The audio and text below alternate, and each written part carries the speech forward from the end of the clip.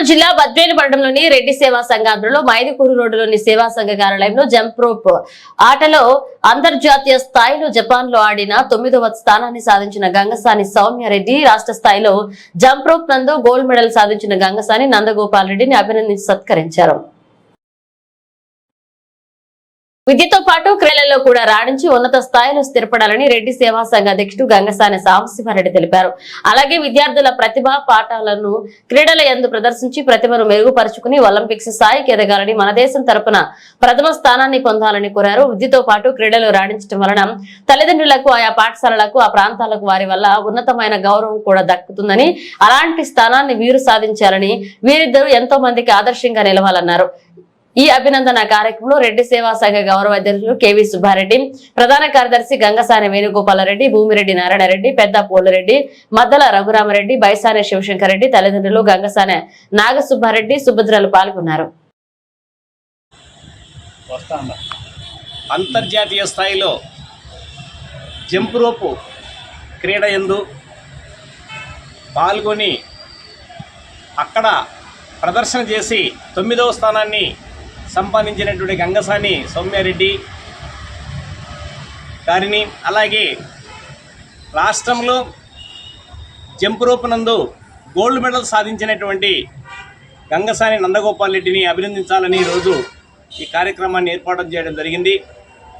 ఈ ఆహ్వానాన్ని మన్నించి ఇచ్చేసినటువంటి రెడ్డి సేవా సంఘం సభ్యులకు, పెద్దలకు అందరికీ కూడా ఈ సందర్భంగా అభినందన తెలియజేసుకుంటున్నాను. విద్యతో పాటు క్రీడలు ఎంత ముఖ్యమో అన్న విషయం ప్రతి ఒక్కరూ గుర్తించాలని, క్రీడలను మరింతగా ప్రోత్సహించాలని, రాయలసీమలోనే అంతర్జాతీయ స్థాయిలో ఆడినటువంటి ఏకైక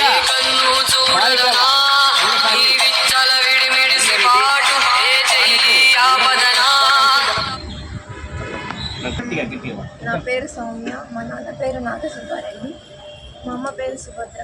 నేను 12వ తరగతి చదువుతున్నాను, శ్రీ చైతన్య ఆర్యభవన్ కాలేజ్. నేను 10th క్లాస్ వరకు Badvel noble school Shri Sai Vidyaniketan school చదివాను. నేను 8th క్లాస్ నుంచి ప్రాక్టీస్ చేస్తున్నాను. జపాన్ వెళ్ళి కవాసకిలో జంప్ రోప్ గేమ్ని పార్టిసిపేట్ చేశాను. I'm very happy. 9th place నాకు వచ్చింది. నేను ఒలింపిక్స్లో కూడా ఆడి మెడల్ తీసుకురావాలని మనస్ఫూర్తిగా కోరుకుంటున్నాను.